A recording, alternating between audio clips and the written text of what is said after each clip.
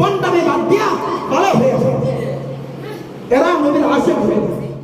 12 রবিউল আউয়াল মিষ্টি বিতরণ কইরা নবীর আশিক দাবি করা যায় না, জিলাপি বিতরণ কইরা নবীর আশিক দাবি করা যায় না, খিচুড়ি পাকাইয়া নবীর আশিক দাবি করা যায় না।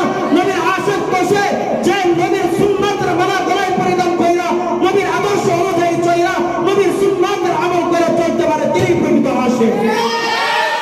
নবীর আশিক খিচুড়ি পাকাইয়া নবীর আশিক দাবি করা যায় না, জিলাপি বিতরণ কইরা নবীর আশিক দাবি করা যায় না, মিষ্টি বিতরণ কইরা নবীর আশিক দাবি করা যায় না। নবীর আশিক তারা যারা নবীর সুন্নাতের আমল করে, যারা নবীর সুন্নাতের মালা গলায় পরিধান করে, তারা হলো প্রকৃত আশিক। এজন্য ভাই দোস্ত বুজুর্গ, 12 রবিউল আউয়াল মাস আসলে তারা খিচুড়ি বিতরণ করে, জিলাপি বিতরণ করে, মিষ্টি বিতরণ করে। এই মিষ্টি জিলাপি খিচুড়ি বিতরণ করার নাম নবীর আশিক হতে পারে। নবীর আশিক তো তারা যারা নবীর যখন শুনতে পেরেছে নবীর মৃত্যু হয়ে গেছে, মৃত্যুর আওয়াজ শোনার পর সাথে সাথে আল্লাহর কাছে দোয়া করছে, আল্লাহ যে নবীকে দেখার জন্য চক্ষু রিজার্ভ করেছিলাম, যে নবীকে দেখার জন্য চক্ষুটাকে রিজার্ভ করেছিলাম, আজ আমি শুনতে পেরেছি নবী দুনিয়ার মধ্যে নাই, নবী দুনিয়া থেকে বিদায় হয়ে গেছে।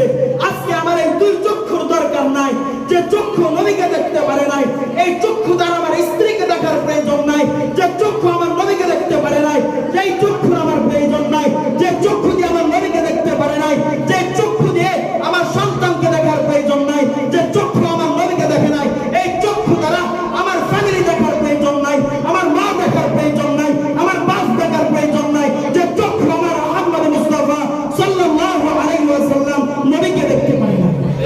ভাই দোস্ত বুজুর্গ, রবিউল আউয়াল মাস আসলে যখন 12 তারিখ এসে যায়, তখন তারা ঈদে মিলাদুন নবী পালন করে। এটা শুধু বেদাত বেদাত বেদাত ছাড়া কিচ্ছু হতে পারে না। যদি এটা জায়েজ থাকতো, বেদাত না থাকতো, সাহাবা একরাম তাবি তাবিন আইমান মুস্তাহিদিন যারা ছিলেন তারা অবশ্যই 12 রবিউল আউয়াল পালন করতো, ঠিক কি না? মিষ্টি জিলাপি বিতরণ কইরা হ্যাঁ তারা এই জন্মদিন পালন করে না, নাকি করছে? তারা এইসব জন্মদিন পালন করে না।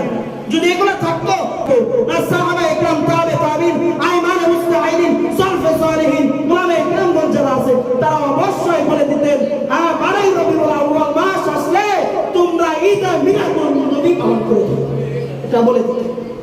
কিন্তু এইগুলা কেউ কোনোদিন বলে না।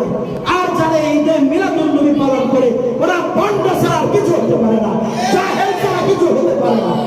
ওরা কিসের নবীর আশিক? এই বন্ড